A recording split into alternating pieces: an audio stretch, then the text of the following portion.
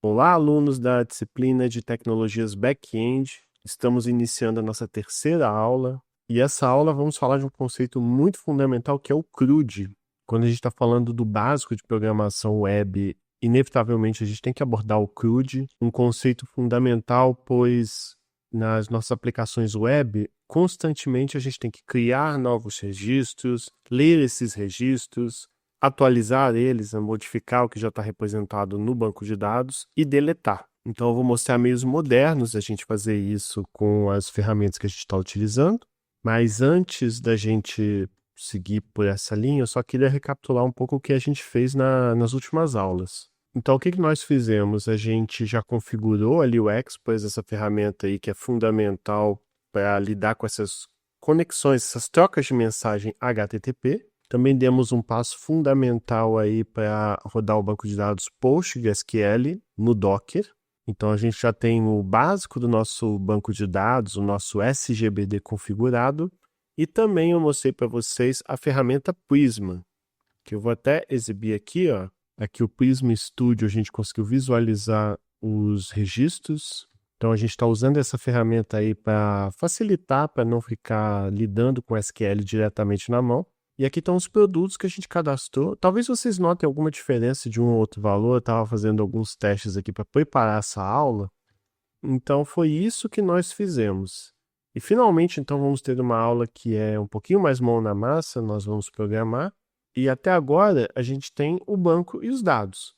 Mas o nosso front-end, a gente ainda não mexeu muito com ele, ele ainda está preso a essa API falsa que a gente estava usando da Fake Story API até do curso passado. Então, a ideia hoje é a gente já dar um passo para remover essa API fake e, de fato, conectar o nosso back-end que a gente está construindo aqui com o front-end. Então, vamos dar um passo fundamental hoje aí para a gente já ter uma aplicação de verdade, conectando o front e o back-end e fazendo o nosso front-end ler os dados que estão nesse Postgre.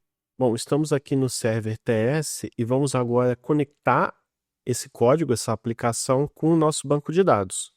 Com isso, a gente não vai mais usar esses dados falsos aqui, esses dados mocados.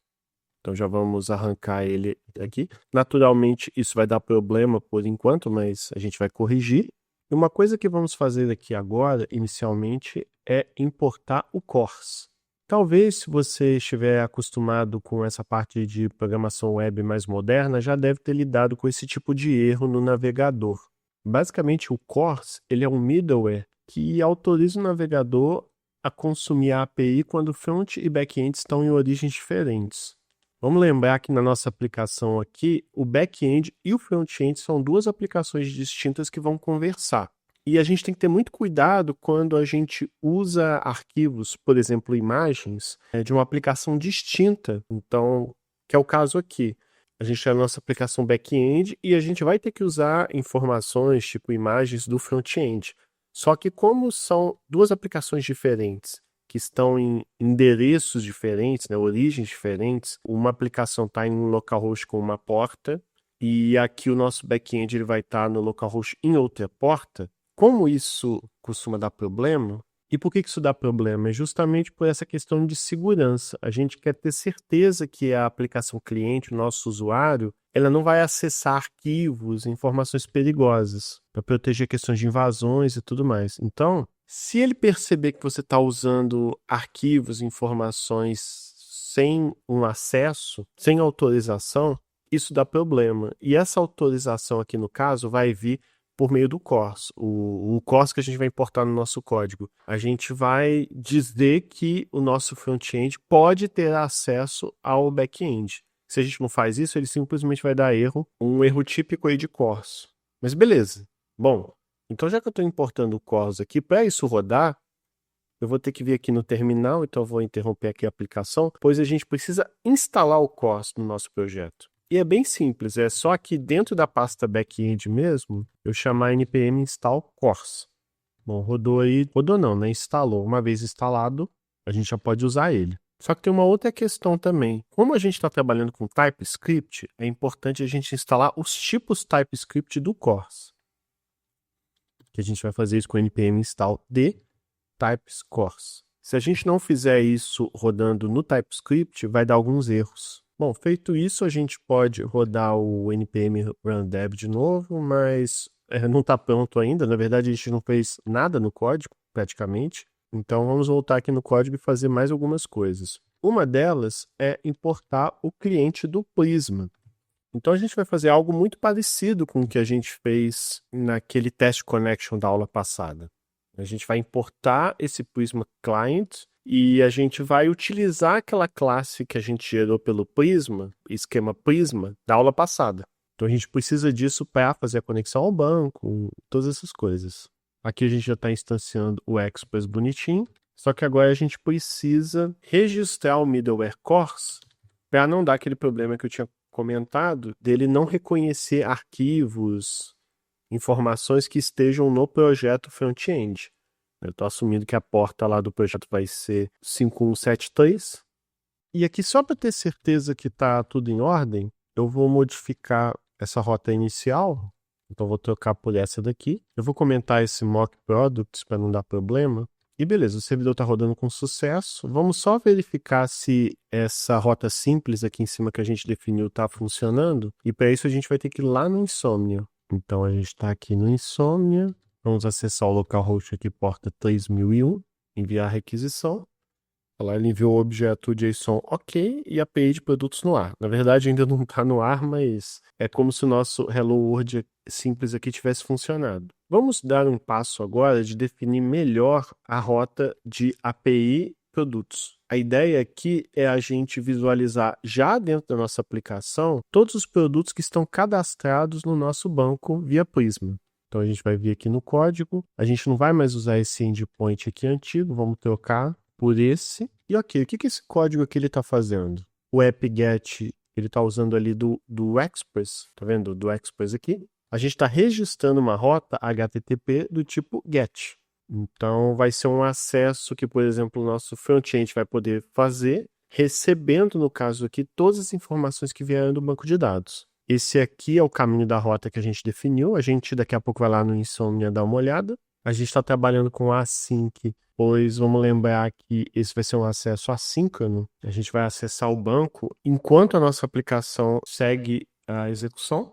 Aqui uma coisa interessante que eu acho que eu não comentei antes, quando a gente usa esse underline hack aqui, a gente está dizendo que esse parâmetro aqui de requisição, ele não está sendo usado, não está sendo passado. De fato, não tem, porque quando a gente trabalha com Express, quando a gente trabalha com esse protocolo HTTP, a gente lida com o pacote de requisição, com as informações que, olha, servidor, faça isso aqui. Aí vai vir um pacote de resposta com a resposta da requisição que eu pedi. Mas essa requisição aqui que está sendo feita é muito básica, eu não preciso passar nenhuma informação. Então, esse sublinhado só está indicando mesmo que nenhuma informação extra de requisição precisa ser passada. Agora, o de resposta, ele vai ser relevante, pois esse pacote de resposta que vai ser retornado para a gente, é ele que vai vir com as informações do banco que a gente precisa em formato JSON, então a gente precisa dele. Logo em seguida, a gente tem o try aqui, que o que a gente vai tentar fazer, se der algum erro, vai cair no catch, não tem muito segredo.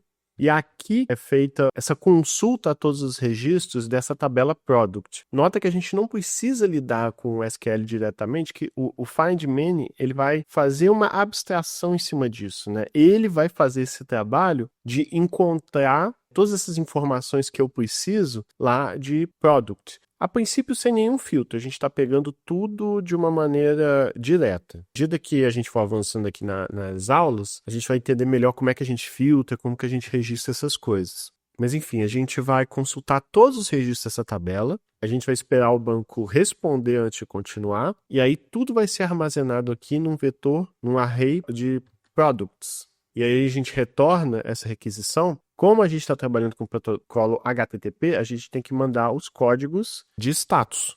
Geralmente o 200, ele é a consulta que foi realizada com sucesso. Então a gente entrega essa resposta com esse status aqui 200, já que deu tudo certo, e retorna o JSON já formatado, o product, melhor dizendo, já formatado como um objeto JSON, para o cliente. Vamos lembrar que como aqui é o back-end, o cliente não vai receber o JSON diretamente. Esse JSON vai ser enviado para o front-end e aí o front-end vai organizar essa informação de um jeito mais palatável. E return Vamos lembrar que o return aqui é uma boa prática para não correr risco de continuar executando para alguma coisa aqui depois da função, sabe? Então a gente já retorna que já encerra esse método get aqui todo. Então, por isso que é importante esse return. Ele não é obrigatório, mas é uma boa prática aqui, para não correr risco de enviar outra resposta depois. Se algo der errado, vamos supor aqui, a gente tentou e por algum motivo o banco estava fora do ar ou deu outro erro. Aí a gente retorna o código de status 500, que é basicamente erro de servidor de um jeito genérico. Ele deixa claro que não é culpa do cliente, ocorreu algum problema no banco. E aí o front-end vai ser capaz de pegar essa informação e exibir que houve um problema de um jeito mais adequado. E como é um erro genérico, eu retorno essa mensagem erro ao listar produtos. Desse jeito aqui, bastante simples. E bom, isso resolve a questão dessa rota, desse endpoint API Products. Mas a gente quer também que ele retorne um objeto específico. A gente precisa ter a opção também, porque o que acontece? Essa rota aqui vai ser útil naquela página inicial que vai mostrar todos os produtos. Agora, a gente precisa também de uma rota. Vamos supor que vocês devem lembrar no front-end, quando eu clico em ver detalhes, aí eu mostro informações de um produto específico. Então, eu preciso ter também a rota de um produto específico que o meu front-end também vai usar. Uma coisa que eu esqueci de falar que pode surgir como dúvida é que a gente não fez nenhum tipo de paginação, a gente está retornando tudo de um jeito muito bruto. E muitas vezes não faz sentido, pois seu banco pode ter 1.000 produtos, 2.000 produtos, e na home você só vai exibir os 10 primeiros. Então não tem por que eu retornar tudo. Mas a gente vai fazendo aos poucos aqui. Mas é só para ficar ciente, pois quem já tiver um pouco de experiência com isso já deve ter pensado nesse problema. Mas vamos aos poucos porque é muita informação para uma videoaula só. Agora a gente vai definir uma rota que vai usar API Products e a próxima barra aqui a gente vai informar o ID que vai ser um número. Por exemplo, produto 1, produto 2, produto 3. E como é que esse método vai funcionar? Se o produto existir, ele vai retornar 200, o código de status 200 com o produto, de um jeito muito parecido com o que a gente fez ali, find main e tal. Agora, se não existir, ou seja, se a gente passar uma ID inválida, ele vai retornar 404, que é o típico erro de página inexistente. E se o ID for inválido, se a gente informar um número negativo ou alguma coisa que não seja um número, ele vai retornar um código de status 400. O código de status 400, ele é tipicamente usado quando a gente tem uma requisição mal feita por parte do cliente. Então, enquanto no 500 a gente deixou claro que é um código de erro de servidor, o 400 é um código típico de... A culpa não foi do servidor, a culpa foi do cliente que enviou alguma requisição, alguma coisa errada. É muito importante isso para a gente ser capaz de entender bem que problemas aconteceram na nossa aplicação. Então é importante a gente ter esse cuidado de passar todos os códigos corretamente. Mas beleza, vamos entender aqui o código, tudo que está sendo feito. Nota que agora a gente está de fato pegando informações da requisição, não tem um underline ali. E essa requisição é um objeto com muitas informações que vieram do cliente. Uma delas é rec.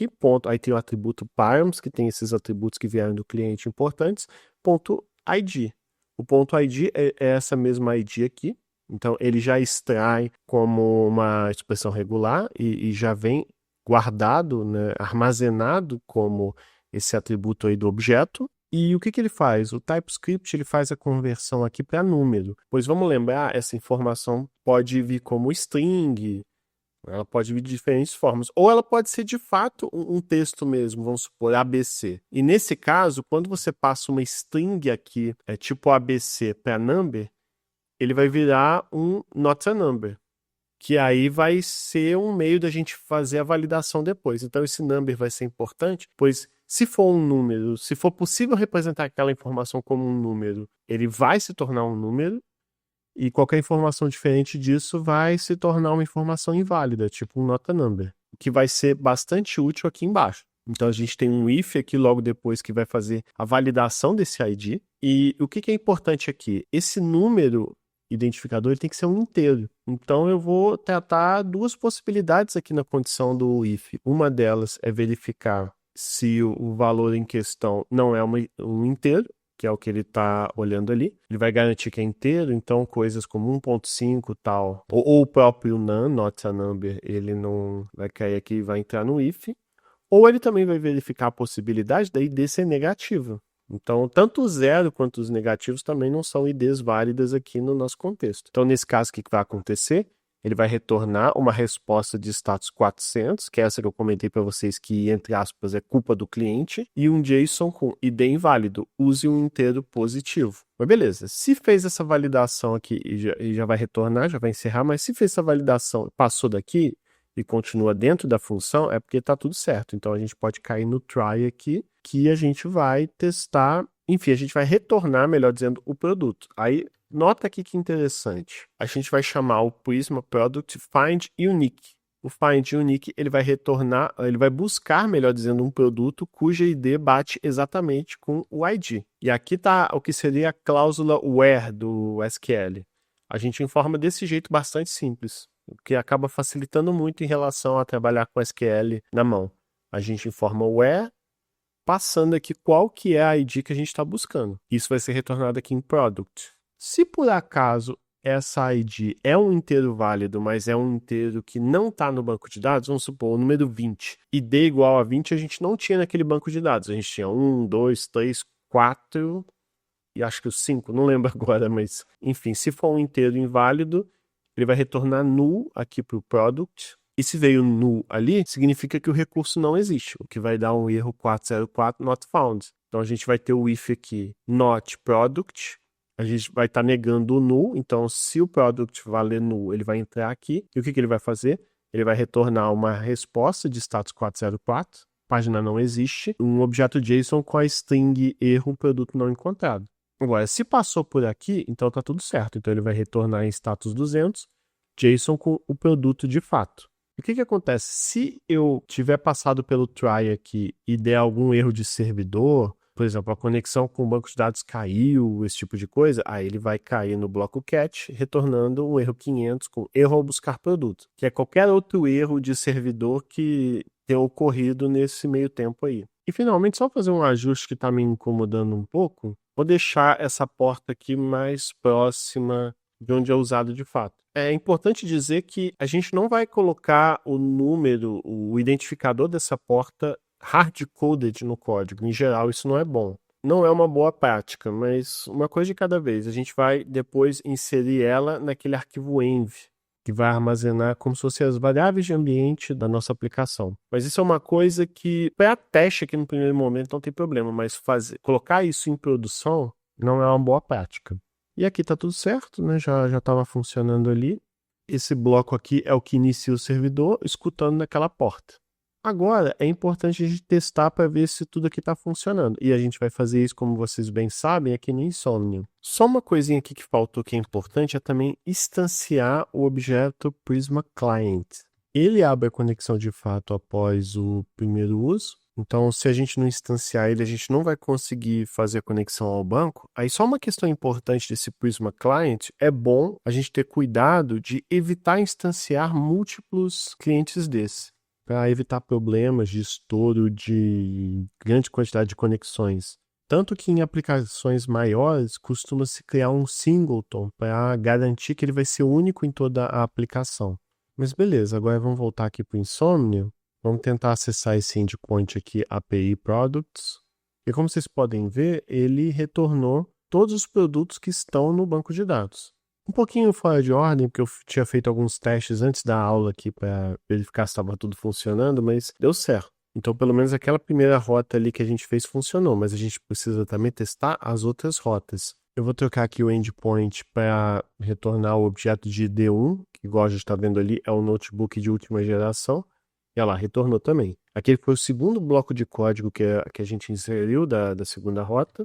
Outro teste que é fundamental a gente fazer é verificar se o 404 funciona. Ou seja, eu vou informar aqui um produto com ID inválida.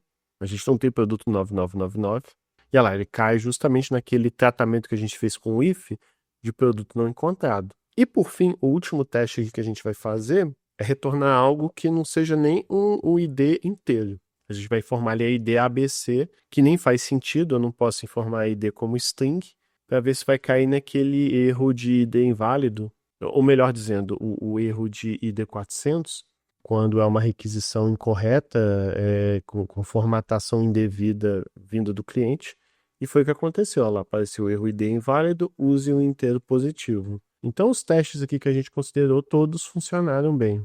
Então, pessoal, como vocês devem ter observado aí, a gente gastou um tempo considerável, especialmente validando informações, como é o caso dessa ID aqui. Isso é importante, pois se tiver algum erro, algum problema, alguma requisição indevida, eu nem gasto tempo no banco de dados para fazer alguma operação à toa. Eu já barro esse tipo de requisição antes. E é um dos motivos aí para a gente fazer todas essas validações. E agora, o que a gente tem que fazer é também validar atributos mais específicos dos registros que a gente tem. Pois, como vocês devem lembrar, aí os nossos produtos ele tem um título, ele tem uma descrição, ele vai ter um preço e assim sucessivamente. E a gente precisa também validar essas informações. Aí talvez vocês pensem, mas Lucas, a ideia do TypeScript já não é para a gente fazer essas validações, garantir que o tipo daquele atributo é aquele mesmo e tudo mais? E sim, é verdade. É uma das garantias que a gente tem é o TypeScript. Mas a gente vai ter um problema que é a questão de runtime, a questão de produção. Pois o TypeScript aqui, ele serve aos nossos propósitos em tempo de compilação. Nessa etapa aqui que a gente está desenvolvendo a aplicação. Só que quando a nossa aplicação estiver já em produção, rodando num servidor e tal, a etapa de compilação já passou. Quando eu digo assim que já passou, é no sentido de que certas informações nesse ambiente dinâmico, você não vai ter garantia que aquela informação vai ter aquele tipo, do jeito que você quer, e até outras questões mais específicas também. Às vezes você quer garantir que uma string tem um mínimo de caracteres ou um máximo de caracteres, ou no caso de preço, por exemplo, o preço tem que ser maior do que zero. Enfim, você quer algumas garantias mais específicas de validação quando a aplicação já está em produção.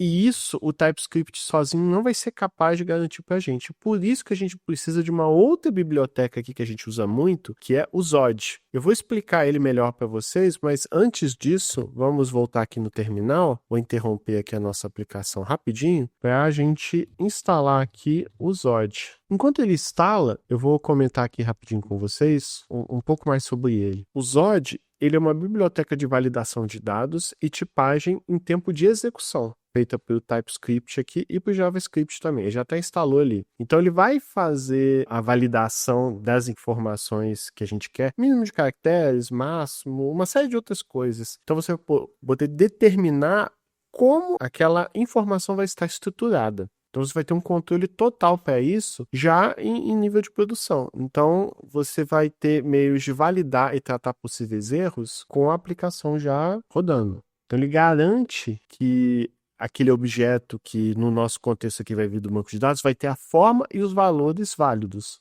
Não sei se isso ficou tão claro, mas quando a nossa aplicação já está em produção rodando, já não existe mais TypeScript. O TypeScript ele é transpilado, né, ele é representado em JavaScript puro. Então, como não existe mais TypeScript nessa etapa, é o Zod que vai cumprir esse papel. Existem outras alternativas de biblioteca que fazem validação, talvez até vocês já trabalhem com algumas outras, e preparando essa aula aqui, eu percebi que o Zod é uma boa alternativa por ser mais funcional e conciso aqui para os nossos propósitos e 100% amigo do TypeScript. Então ele vai ser um meio de garantir que quando a gente vai inserir alguma informação, algum dado, algum produto que a gente vai cadastrar, por exemplo, e inserir no banco de dados, o Zod vai ser um validador que vai verificar ali se aquela informação está correta, se não tiver, já dá um erro antes. Então ele vai proteger bastante aí o nosso banco de dados.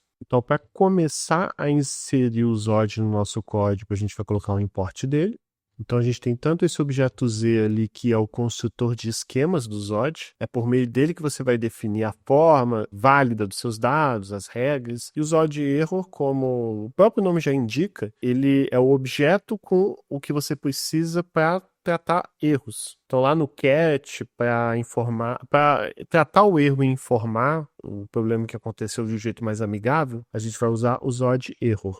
Aí, nesse momento, já é interessante a gente inserir aqui, depois do middleware do CORS, esse middleware de JSON do Express. ele vai ser necessário, especialmente quando a gente fizer um post ou um put. Basicamente, quando a gente estiver inserindo ou atualizando informações do nosso banco de dados. Essas informações, quando o usuário está informando em campos, por exemplo, cadastrando um produto, ele vai colocar o título, a descrição e tudo mais. Isso vai ser feito via uma requisição post para ser inserido no banco, ou até put, quando ele quer atualizar alguma informação de um campo do produto já existente. Tudo isso vem no atributo body desse objeto de requisição. Se a gente não ativa esse middleware, esse rec.body, ele vai vir indefinido, então não vai conter a informação necessária para fazer o post ou o put. Por isso que a gente está ligando aqui. A gente não vai fazer o post ou o put ainda, mas eu acho que já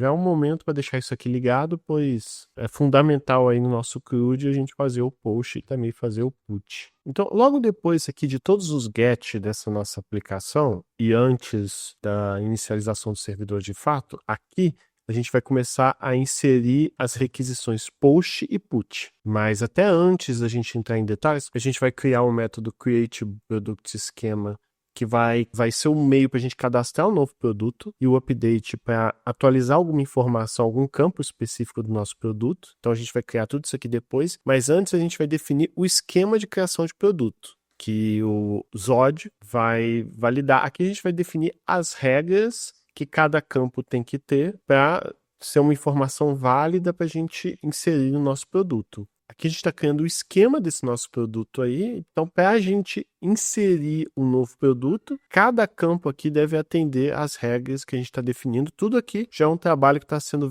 feito pelo Zod. Ó, a gente pode ver o Z aqui, o Z. Então, vamos entender o que está acontecendo aqui. Esse Z.object, ele cria o esquema que vai determinar as regras de cada campo ali do nosso objeto. E aí a gente vai informar atributo a atributo quais são as regras. Começando aqui pelo título, aí eu estou dizendo que um título, para ser validado, ele tem que ser uma string, por isso que o z.string, e eu estou indicando aqui o mínimo de caracteres que o nome do produto tem que ter. E eu passei ele por parâmetro o total de caracteres mínimo, que no caso ali vai ser 3. E o segundo parâmetro que a gente costuma passar é uma mensagem customizada, uma mensagem amigável que aparece para o usuário quando a regra falha. Então, por exemplo, quando o usuário cadastra um produto e ele tem um caractere só ou 2 caracteres só, a gente vai fazer com que no front apareça aquela mensagem ali. O título deve ter pelo menos 3 caracteres. Então, a gente vai estar fazendo essa validação aqui. Assim, não tem problema essa validação ocorrer tanto no front-end quanto no back-end. Às vezes, um pouquinho de redundância, assim, é até bom que se o front falha, o back-end garante também. E ele garante isso antes de acessar o banco de dados. Então a gente vai fazendo uma coisa muito parecida aqui depois da descrição. A gente está definindo aqui que a descrição tem que ter pelo menos 10 caracteres, faz sentido. Aqui no preço a gente já faz uma coisa mais interessante aqui. Como vocês podem ver aqui tem um Z, coerce, não. Esse coerce, ele faz uma operação de coerção. Basicamente ele força a conversão dos valores de string para número. Isso é porque o banco de dados pode retornar o preço, que apesar de estar representado como dígitos, está vindo como string. Isso é bem comum de acontecer, inclusive. Então, aqui a gente força que esses dígitos em formato string sejam convertidos para um número, e logo em seguida, eu também estou validando que não basta esse número, tem que ser um número positivo. Faz todo sentido que o preço seja positivo, não seja negativo. E caso isso não seja atendido, vai aparecer a mensagem: preço deve ser maior que 0. Da mesma forma, se ao invés de a pessoa escrever 200 para representar o 2000, se a pessoa escrever 2000 dessa forma, igual eu escrevi aqui, também vai dar problema, a coerção vai falhar, porque ele não vai conseguir converter isso para inteiro, o Zod vai informar esse problema. Aqui embaixo tem o image URL. Aqui tem um ponto interessante, pois se vocês observarem bem ali, tá z.string.min1. Então, no fim das contas, eu estou dizendo aqui ele tem que ter pelo menos um caractere, aqui é o URL, mas existe também o campo .url, se a gente quisesse usar, né, o .url. Que o .url, ele verifica se aquela informação está usando o mesmo formato de link de URL, usando expressão regular para fazer essa verificação, Mas o que acontece? Como vocês devem lembrar ali da nossa aplicação, a gente informa como se fosse um caminho mais... Um caminho não absoluto, mas um caminho de URL relativo. Por isso que eu estou trabalhando aqui com o min. A gente pode fazer uma validação melhor, mais robusta depois, mas eu não queria complicar tanto, que já é bastante complexo o que a gente está fazendo aqui. E para finalizar, tem o isFeature, que vocês devem lembrar ali, que está indicando se o produto está em destaque ou não. E uma coisa interessante é que ele também faz o Course, ele faz essa conversão forçada para o tipo booleano no caso, mas a gente está informando aqui que ele é opcional. Então, essa informação pode, quando a pessoa cadastra para fazer o push ou put, esse campo pode estar lá ou não, ele é opcional. E sendo ele opcional, se a pessoa não informar nada, por default ele vai ser falso. E o interessante, que eu até coloquei aqui em comentário para não esquecer de falar para vocês, é que ele trata diferentes formatos, true, false. O Course ele vai fazer essa conversão aí, sendo flexível bastante para considerar diferentes formas de você representar esse verdadeiro e falso. Então esse é um esquema bastante simples, o Zod garante uma série de outros, né? Mas aqui está o básico para o contexto do nosso projetinho de e-commerce. Então, agora que a gente definiu o esquema para validar o nosso produto, a gente vai implementar a rota post já com essa validação. Então, aqui a gente está definindo essa rota. Em muitos aspectos aqui é muito parecido com o que a gente fez com a rota get, só que no caso aqui agora a gente está definindo que é post. E a gente está, novamente, assíncrono, tanto passando o parâmetro de requisição quanto de resposta. Esse parâmetro de requisição vai conter as informações que a pessoa vai preencher no formulário para inserir depois no banco de dados. Esse método aqui, parse, ele é muito importante. É ele que vai aplicar todas aquelas regras ali de esquema que a gente definiu lá em cima, validando e fazendo as transformações. Então, por exemplo, se o preço está como string, ele vai converter para número. Se o to está entre aspas, ele vai converter para ou seja, o to está como string, ele também vai converter para o formato booleano. Então ele vai fazer essas transformações e também essa validação, sendo que se ele perceber que algum campo está inválido, ou seja, o total de caracteres de título tem menos de 3, ou alguma informação que era para ser número, por exemplo, no caso do preço ali, às vezes ao invés de estar uma string com dígitos numéricos, tá um texto tipo ABC, não faz sentido eu pegar ABC e transformar em número. Então isso obviamente vai dar um erro. Enfim, todos esses possíveis casos, esse método parse vai pegar esse problema e se tiver alguma coisa inválida, ele vai chamar o bloco catch aqui, que vai trazer isso no formato de mensagem de texto amigável para indicar o erro que aconteceu. Agora, se tudo estiver ok, beleza, ele vai continuar para a linha seguinte, essa linha aqui que vai criar o registro já no banco de dados via Prisma. E como a linha de cima aqui, parse, já tratou, já validou, a chance de ter algum erro aqui é mínima. A não ser que seja um problema mais grave, como o banco de dados cair e tal, que aí não tem o que fazer. Em seguida ele vai retornar, pois toda requisição do usuário você precisa retornar uma resposta. E aqui a gente vai retornar uma resposta só com status 201. Vamos lembrar que sempre que o status começa em 20, 200, melhor dizendo, mas você tem vários, 200, 201... Em geral, esse bloco de 200 indica que a operação, o que você fez, foi realizado com sucesso. E no caso, a gente costuma usar o código 201 quando a gente está indicando que algum recurso foi criado. No caso, o recurso que a gente criou foi essa inserção, esse objeto produto que foi inserido no banco de dados corretamente. E, geralmente, a gente retorna o próprio objeto salvo com ID gerado, com timestamps, o instante que foi criado ou o instante que foi atualizado. A gente retorna isso que depois o front-end pode exibir de alguma maneira. Mas isso aqui tudo se tiver dado certo. Se, por exemplo, houve um erro aqui no Zod, ou erro sei lá, o banco caiu na hora que estava fazendo essa operação, a gente vai cair para o bloco catch, que aí vai ter que tratar o tipo de erro que foi. A gente vai entrar nesse if aqui se o erro foi de validação. Então, alguma regra ali que a gente definiu que não foi atendida. Então, a gente vai cair nesse if aqui quando é algum problema relacionado ali ao Zod. E o que a gente vai fazer é basicamente retornar que houve esse problema. Então, quando você cai e entra aqui nesse if, sendo esse erro de validação, a gente responde com o código 400. Que é o código que a gente usa de requisição ruim, né? Requisição com algum problema. E aí a gente vai indicar de um jeito amigável qual foi o erro e os issues que vão explicar mais detalhadamente cada um dos erros que a gente indicou ali. Vai indicar o campo e, além de indicar o campo, vai indicar direitinho qual foi o erro daquele campo, né? Vamos explicar tudo de uma maneira geral. Ele vai informar que o erro é um payload inválido. Esse termo payload é só um termo mais chique para indicar que é o conteúdo da requisição. Então, o payload é todo o conteúdo daquele request que vai ser, no contexto aqui do post, cada uma das informações dos campos que o usuário digitou, o nome dos campos, enfim, toda essa informação. E a gente está dizendo que essa informação que veio da requisição está inválida. E os issues vai entrar mais detalhadamente.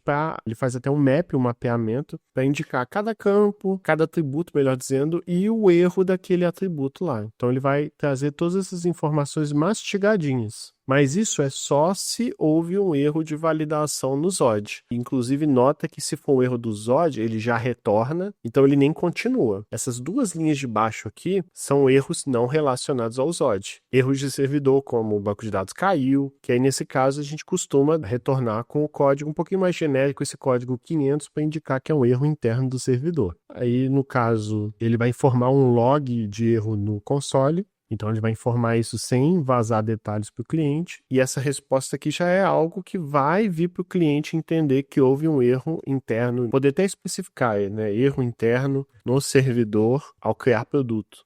Deixar assim bem específico. Podemos até fazer um teste aqui rapidinho para ver se esse post funciona aqui na Insomnia. Então, eu vou criar aqui uma nova requisição. Só que, no caso aqui, ela não vai ser GET, ela vai ser POST. Vou só pegar emprestado aqui a URL, API Products. E o que a gente vai fazer? Lucas, como é que eu informo os campos? Isso a gente vai informar aqui no body. Aí aqui no body a gente vai escolher que o formato do nosso texto aqui vai ser JSON. E aqui eu peguei um JSON de exemplo, que a ideia é que se tudo funcionar bem, eu vou pegar essa informação aqui, via post, apertar aqui send e testar se vai funcionar.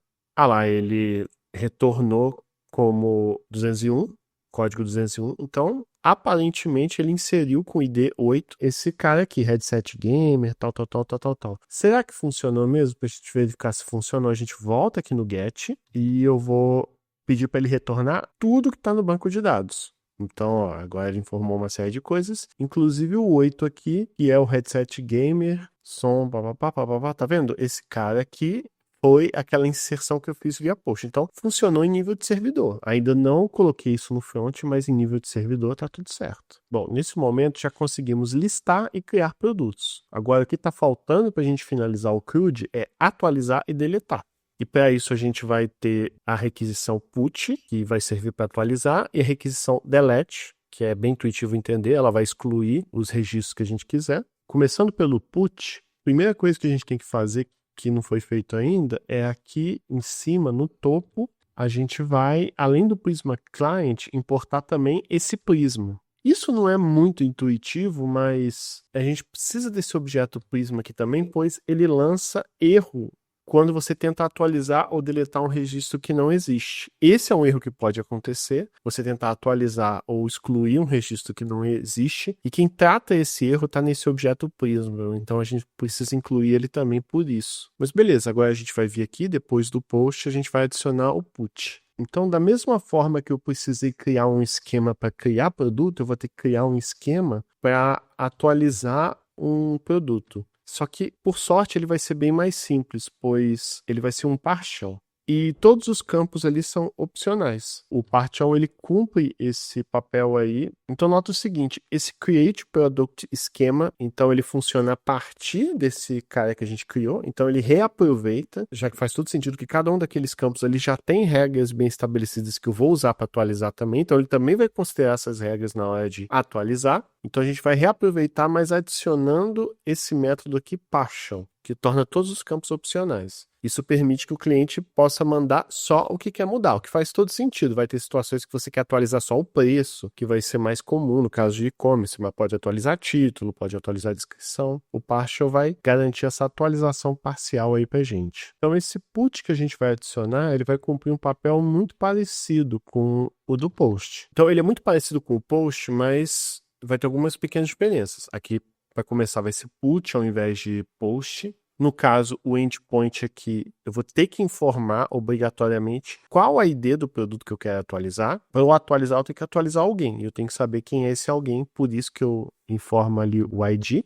E imediatamente eu vou pegar esse ID que vem da rota, vou converter ele para número já de uma vez e armazenar aqui em ID, e vou fazer uma verificação muito parecida com aquela que eu tinha feito antes, de verificar se ele é um inteiro. Então, assim, eu vou tratar situações que a pessoa informou um texto ao invés de um número. Também vou tratar se a pessoa informou um float, né? 1.5 ao invés de 1. Então, essa primeira condição aqui do meu if vai verificar isso, e a outra vai verificar se é positivo. No caso aqui, eu estou assumindo que a ID não pode ser negativa, ou a ID também não pode ser zero. Enfim, se alguma dessas duas situações aconteceram, aí ele vai retornar uma resposta muito parecido com o de antes. Ele vai retornar uma resposta com o erro de status 400, informando ID inválido, use o inteiro positivo. Então, eu estou reaproveitando muitas das coisas que eu já tinha feito ali no trecho anterior. A novidade, de certa forma, vem aqui no bloco try, que aqui eu vou usar aquele esquema da parte de update ali de produto, vou novamente chamar o parse, que aí ele vai validar campo por campo,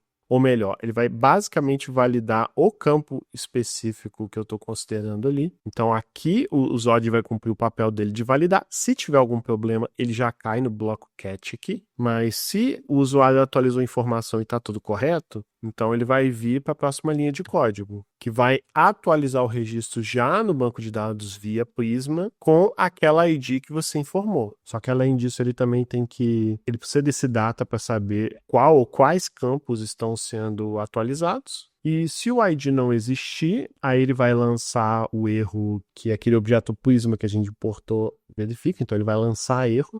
Se não existir, então observa que você tem dois tratamentos, duas salvaguardas ali antes de ir ao banco de dados. A gente quer garantir que não tenha nenhum problema, que só quando a requisição está validada, está perfeita, ela vai acessar o banco de dados. E aí o que vai acontecer? Ele vai retornar uma resposta de código 200, se tudo estiver correto, com o objeto já atualizado. Então, o usuário vai conseguir visualizar esse objeto atualizado. Se tiver erro, você vai cair no bloco catch. Aqui é muito parecido, né? Se tiver algum problema de validação, vai vir o Zod, vai ser um Zod erro ali. Código de status 400 para indicar que houve esse problema aí de formato lá da sua requisição. E a mesma coisa, vai informar payload inválido e vai ser bem detalhista em qual campo teve problema e qual a mensagem de erro. Aqui embaixo a gente colocou esse erro específico, que é quando o produto não foi encontrado. Vamos supor, eu passei uma ID inválida, que aí o erro vai ser uma instância desse erro aqui que vem do objeto Prisma. E ao mesmo tempo eu também verifico se o código de erro é esse P2025,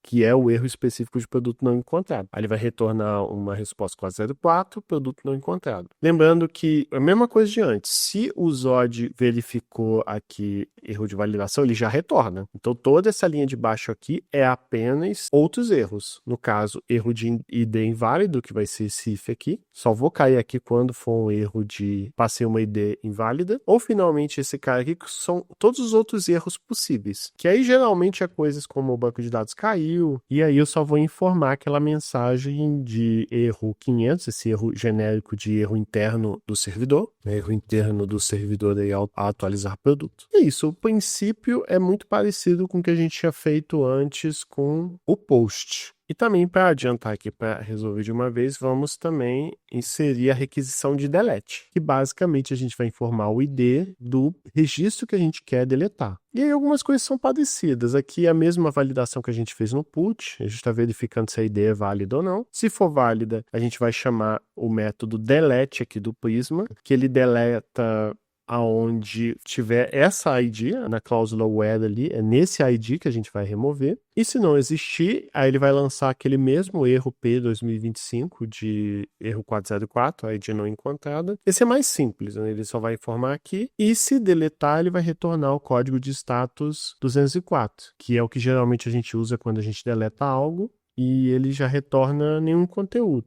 E como geralmente nos casos anteriores a gente retornou o objeto modificado ou objeto criado, aqui o objeto deixa de existir, então eu não vou exibir nada, só vou exibir alguma mensagem tipo objeto deletado no front-end, por exemplo. E aí mesma coisa, esse bloco aqui no catch vai ser para o 404 e esse bloco aqui é qualquer outro erro indefinido e algum problema interno no servidor. Muitas vezes a gente usa o código 200 também para objeto removido, mas é mais apropriado em questões no front-end, na interface, a gente informar que é o 204. Beleza, com isso a gente inseriu todas as requisições básicas que a gente precisa para a gente construir o nosso CRUD. O que a gente vai fazer agora é testar no Insomnia se o nosso put e se o nosso delete estão funcionando corretamente. Então o que eu vou fazer? Eu vou voltar aqui no Insomnia, eu vou criar mais uma requisição. No caso aqui vai ser uma requisição put. E aí o que a gente vai fazer? A gente vai escolher um produto qualquer, por exemplo, o produto 1 aqui. Aí vamos dar uma olhada no get rapidinho só para ver qual é o produto 1. Olha lá, o produto 1, ele é um notebook de última geração que está com um preço que nem faz sentido, é dos testes que eu estava fazendo. Ele está com esse preço R$ 399.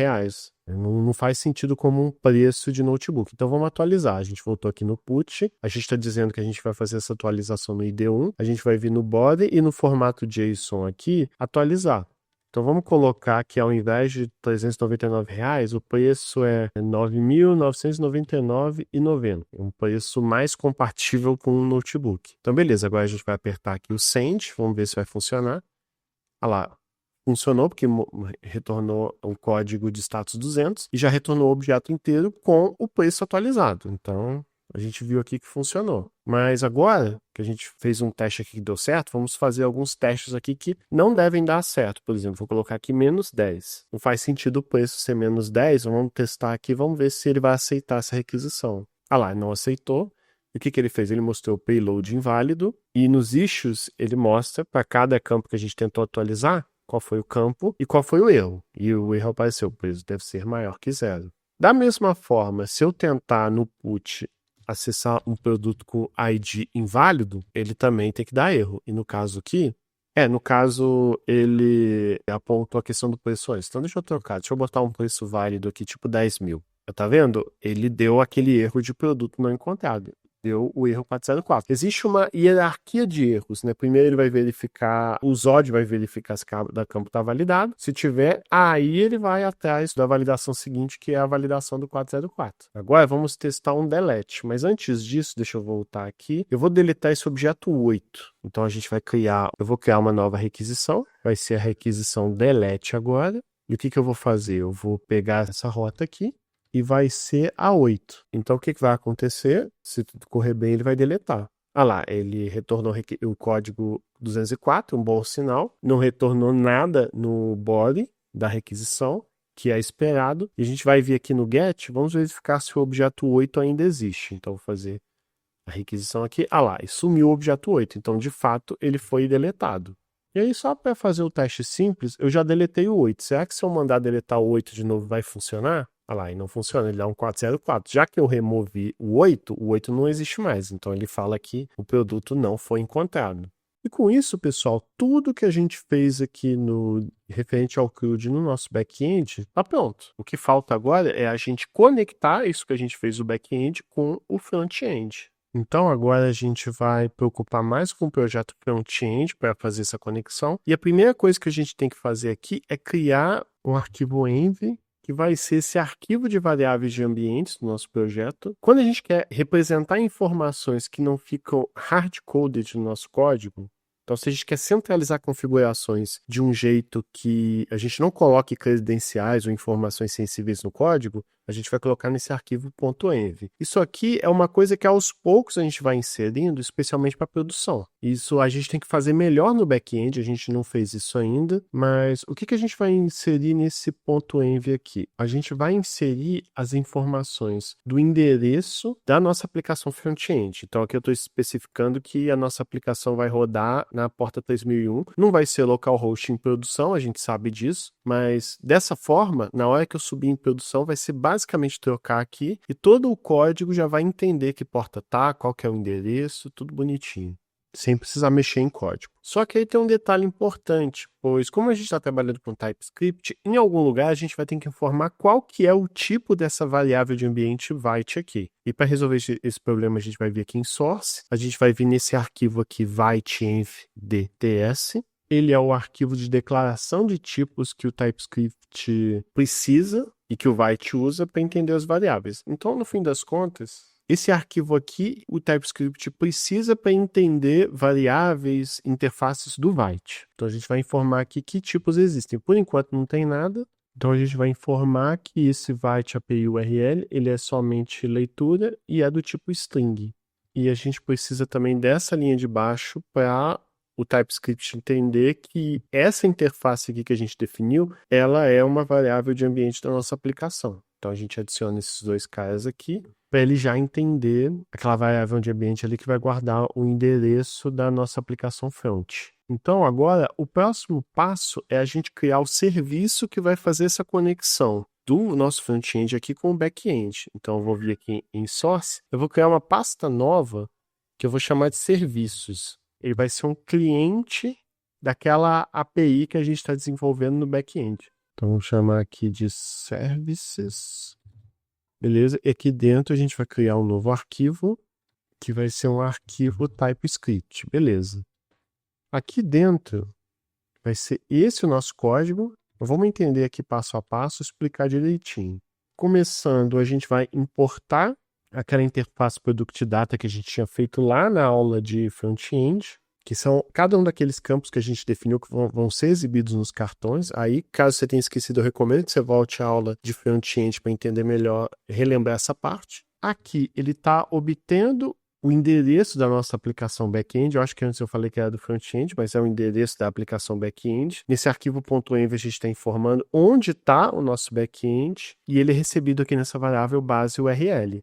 Esse import meta-env é a URL que a gente inseriu naquele arquivo de variáveis de ambientes. Só que o que acontece? A gente tratou aqui de forma que se aqui essa informação não for encontrada, não existir, ele vai retornar essa que está hard-coded mesmo, mas é só uma proteção, uma camada de segurança a mais. Que se por algum motivo na hora que subiu em produção o arquivo .env sumiu, ou dev distraído, enfim, não colocou essa informação, faltou alguma coisa, ele ainda vai retornar algo, vai retornar esse endereço aqui. Então esse é um jeito que já fica melhor em produção, para a gente não ficar colocando URLs dentro do nosso código. E aqui vamos entender de uma maneira mais geral. A gente tem 3 métodos aqui bem importantes.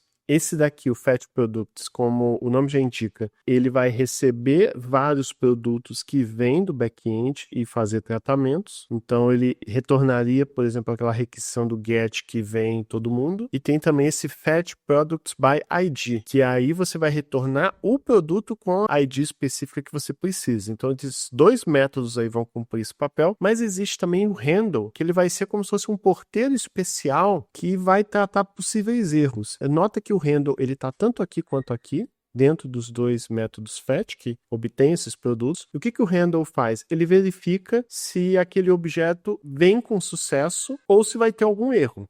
Pois, como vocês devem lembrar, aí tem uma série de erros que podem acontecer. Erro 404, erro 500, erros de validação. Então, o handle ele vai fazer esse tratamento que, se tiver erro, ele vai retornar, ele vai receber, melhor dizendo, a string de erro, o objeto JSON que contém o erro lá do back-end e vai jogar isso para o front-end exibir da maneira que a gente vai definir aqui ainda. Então, o handle ele cumpre esse papel. Só que ele tem alguns detalhezinhos meio complexos, que é, por exemplo, esse handle T. Esse T, a gente está definindo ali que é uma função utilitária genérica. O T é porque pode ser diferentes tipos. Esse T aqui no contexto da nossa aplicação vai ser basicamente o Product Data, porque não tem outros tipos que a gente definiu. Mas a gente quer um handle que trabalhe com qualquer tipo, independente de qual seja o tipo genérico. Então, quando a gente coloca o T, é para indicar que é um tipo de dados genérico, pode ser qualquer coisa. E ele recebe o quê? Uma resposta que vem lá do back-end, e ele vai devolver isso como uma promise. Uma promise é um tipo de dados especial que tem do JavaScript, é um objeto especial que representa o resultado de uma operação assíncrona. Então, é algum tipo de dados que vai vir no futuro, mas que ainda não terminou quando o código roda, pois toda essa nossa operação ela é assíncrona. Então, a gente diz, estou prometendo que vai vir um objeto de um tipo que vai vir. Então, tá bem bastante genérico esse código para funcionar com diferentes tipos, com diferentes estruturas de dados. E não só um Product Data genérico, mas também um vetor de Product Data. Então, aquele T permite você trabalhar com os dois. Aí, esse if aqui é para qualquer situação que seja erro. Então, qualquer código que seja diferente daquela família lá 200, 201, 202, 203, nada vai entrar aqui. Eu só vou entrar nesse if quando for erro tipo 400 alguma coisa, ou erro 500. Então, se a resposta que a gente obteve tem um código de status diferente da família 200, ele vai entrar nesse if. E ele vai entrar nesse if fazendo o quê? Ele vai tentar ler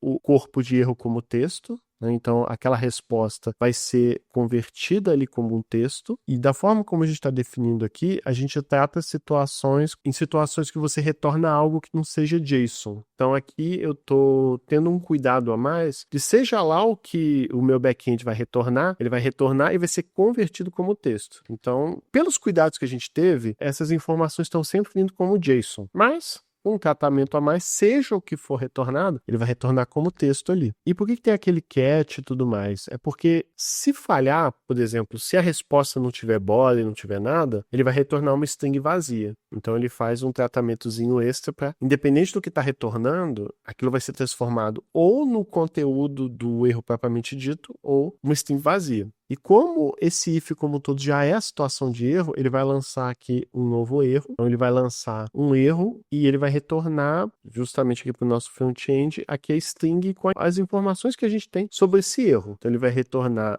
HTTP código de status ali do erro em questão, com a mensagem, ou um texto de status do erro propriamente dito, algo como not found. Enfim, ele vai exibir aqui para o nosso front-end, vai lançar, permitindo que o nosso front exiba o erro que aconteceu. Agora, se nada disso acontecer, ele vai retornar, se ele passou no OK ali direitinho, ele vai parsear aquele JSON, a gente está assumindo que aquela informação que se veio com sucesso é um JSON, com as informações do objeto que a gente precisa para exibir no front-end, e que vai ser retornado ali para ser usado no front propriamente dito. Esse cara aqui, ele faz todos os tratamentos, mas ele pode estar sendo chamado aqui tanto nesse fetch products quanto nesse fetch product by ID. O fetch products, igual eu comentei com vocês, ele retorna todos os produtos. Ele vai chamar esse fetch aqui, é parecido com o que o Insomnia está fazendo, né? Ele vai obter as informações como um get,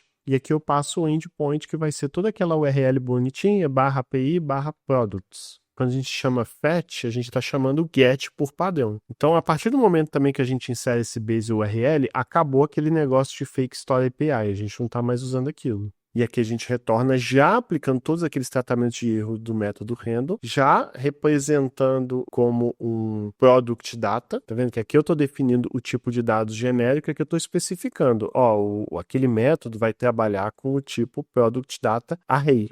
Então, e aqui eu estou informando já direitinho que o tipo de dados que ele está trabalhando ali vai ser o vetor de product data. Eu tenho que especificar, na hora que eu chamo o método, qual tipo de dados é. Na hora de declarar, eu posso dizer o tipo de dado genérico, mas na hora de chamar o método, tem que especificar o tipo de dados que ele vai trabalhar, vai ser o vetor de product data. E aí a resposta ali que veio do back-end. E embaixo é uma coisa muito parecida, mas aqui eu estou especificando que vai ser o retorno de um objeto específico, ou melhor, um registro específico do nosso banco de dados. Então aqui embaixo, da mesma forma, ele vai fazer um get, mais um get aqui especificando qual é o produto especificamente. E aí eu chamo o método handle especificando, olha, é um objeto product data, não é um array mais. Lembrando que o handle vai fazer os tratamentos de erro 404, erro 500... E o que falta fazer agora para a gente fechar é voltar aqui no nosso front-end, vamos mexer aqui no homepage.testx, que é aquela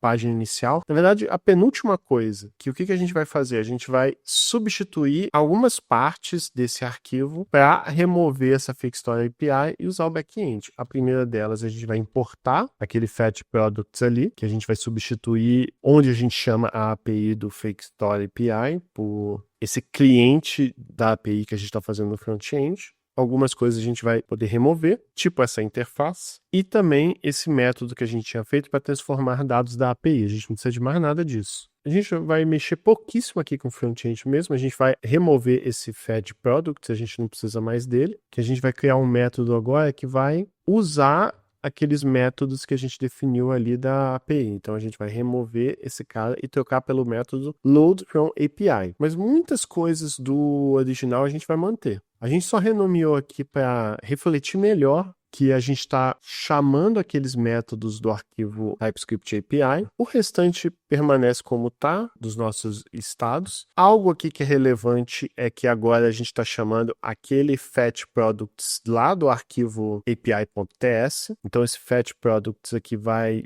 ser um get que vai obter todos os produtos de uma só vez e já armazenar isso no estado de produtos aqui do nosso front. O restante está praticamente igual, né? Não vou entrar em muitos detalhes, porque aí a gente entra em conceitos da disciplina de front-end. Isso aqui ficou sobrando, vamos remover. E uma mudança que a gente vai fazer aqui embaixo, esse handle retry, que é quando a gente aperta aquele botão no front-end para reatualizar a página, obtendo as informações que vêm lá da API, a gente não vai mais chamar esse fetch products antigo, a gente vai chamar o load from API, esse método que a gente definiu que de fato está acessando aquele cliente da API, que por sua vez acessa o back-end. E por enquanto é isso aqui. Como no front-end a gente já fez de um jeito mais centralizado, são poucos pontos que a gente precisa alterar. Só que assim como a gente mudou aqui essa página inicial, a gente precisa também mudar o Product Detail Page, que a gente tinha feito, que é aquela página que é exibida quando a gente clica para ver mais de um produto específico. No caso aqui, a gente não precisa mais desse Fake Store Product, mas a gente precisa do Product Data. Agora, esse tipo Product Data, a gente espera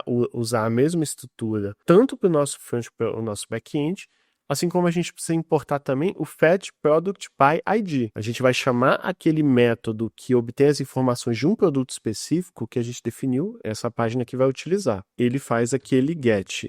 E aí, vocês devem estar vendo aqui que nesse estado de products set product, ele está pegando um produto da Fake Store e não vai ser mais. Agora ele vai usar o product data que a gente está unificando no nosso sistema como um todo, né? A gente está alinhando bem o front com o back-end. Não vamos mais usar esse fetch product detail que está baseado na Fake Store API. A gente vai remover esse método e trabalhar com esse aqui que a gente vai chamar de load, que de fato vai usar o nosso back-end. Então, ele está usando o nosso cliente, observa que a gente está passando por parâmetro a ID do produto que a gente quer utilizar. Boa parte dele se mantém. Outra mudança que a gente está fazendo é aqui, pois agora a gente está acessando, a gente está chamando o fetch product by ID, que vai usar o nosso back-end, retornar aqui data e setar o estado com aquele produto de fato. A gente também está usando a mensagem de erro que vem daquele método handle, porque se ocorrer algum erro aqui no try, a gente vai cair no catch, e aí no catch aqui, na mensagem, ele vai obter a string informando o erro que aconteceu, e o que ele vai fazer? Se ele devolver o 404, então se aquela string de erro contém 404, ele vai informar para o nosso front-end produto não encontrado. E qualquer coisa diferente disso, tipo o erro 500, ele só vai informar de uma maneira genérica, falha ao carregar o produto, e aí ele vai apresentar a string em detalhes do erro que aconteceu. E ali no useEffect, quando esse componente aqui React ele é carregado, ele vai fazer validações para verificar se é uma ID válida. Parecido com o que a gente fez no back-end, verifica se a ID é um inteiro e se é um inteiro positivo. É importante que a gente tenha esse cuidado de tratar os erros tanto no front quanto no back-end, para efetivamente não passar nenhum erro. Então a gente faz esse tratamento aqui também. Então se ele percebe o erro no front, ele não deixa nem chegar no back-end, já informa antes. Então observa que a gente quer que poucas coisas sejam alteradas no front quando a gente mexe no back e vice-versa. Mas a gente vai ter que fazer pequenos ajustes aqui para tudo funcionar, para simplificar aqui um pouquinho o nosso front-end. Por exemplo, aqui na hora de exibir a imagem, já para manter o padrão com back-end, eu vou mudar aqui para product.imageURL com o maiúsculo. Aqui também para manter a formatação do preço direitinho, já atendendo as normas do TypeScript, 2 casas decimais, e trocando o ponto por vírgula, que a informação ela chega com esse formato diferente do back-end, e a gente faz o ajuste aqui. Também removi aquela categoria e aquelas estrelas que o banco de dados, o back-end não está fornecendo, então não tem por que manter isso aqui. E é isso. Um último ajustezinho aqui que se faz necessário é aqui no app TSX, pois a gente não está mais usando a Fake Store API. Então vamos trocar aqui, ao invés de produtos da Fixstory API, produtos carregados da nossa API Express, Prisma e Postgre. E da mesma forma, aqui no rodapé, catálogo interativo, back-end próprio em Node Express. E feito tudo isso, falta só testar. E para a gente testar aqui, algo que a gente vai ter que fazer é abrir um outro terminal aqui no Visual Studio. A gente já está com o nosso back-end rodando aqui na porta 3000, então a gente vai vir no Visual Studio Terminal, Split Terminal, para a gente abrir um segundo terminal e nele vamos rodar o nosso front-end npm run dev. E agora o nosso front-end está rodando na porta 5173. Falta só um pequeno ajuste que a gente tem que fazer no Product Card TSX, pois na hora que a gente renderiza o nosso componente aqui, a gente precisa converter ele para número, pois ele retorna do banco de dados como string. Então a gente vai mudar aqui adicionando o number no Product Card. Com isso deve funcionar. É a única coisa que faltava. De fato, carregou aqui. Opa! E agora estamos exibindo o nosso front-end com informações que veio do back-end. Olha lá, notebook de última geração, 99990. Se eu apertar aqui recarregar, ele vai recarregar dessa vez do banco de dados pela primeira vez. Não estamos mais usando aquele negócio de Fixstory API. E como a aula já está bem longa, eu não vou fazer isso, mas eu sugiro como um exercício que você tente remover alguma coisa via Insomnia e uma vez removido, manda recarregar da API, você vai ver que o objeto vai de fato sumir. Só que tem uma questão aqui que vocês devem ter percebido. A gente implementou o CRUD todo, mas ficou faltando nesse formulário aqui de adicionar novo produto, a gente inserir e isso ser salvo no banco de dados, que é o que vamos fazer na próxima aula, pois já foi muita coisa por hoje. Então a gente vai resolver tanto isso, como também trabalhar com a noção de autenticação de usuários, né? Fazer login, todo esse negócio aí que precisa também e vai envolver o back-end. Mas é isso. Em resumo, o que fizemos hoje? Implementamos o CRUD completo, validamos dados no back-end com o Zod, removemos de uma vez todo aquele negócio de Fixstory API. Então, o front está consumindo a API real do back-end, já tendo uma persistência e controle melhor sobre os dados. Mas é isso, espero que vocês tenham gostado dessa aula e até a próxima.